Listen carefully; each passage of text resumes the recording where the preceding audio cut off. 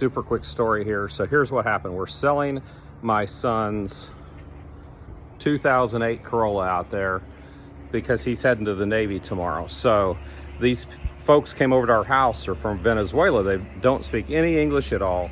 Nicest people on the planet.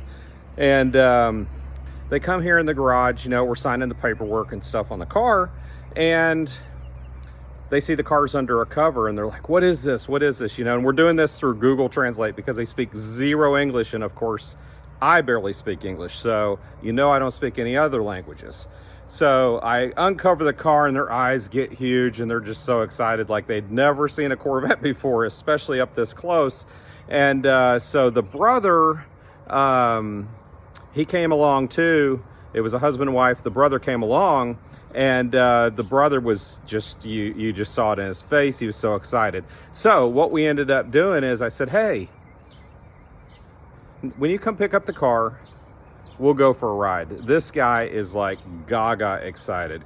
Let's get, as soon as he gets here in a few minutes, I'm gonna get some cameras in here, and we're gonna get video of this, and let's see what his facial expression is with his first ride ever in any kind of sports car, apparently.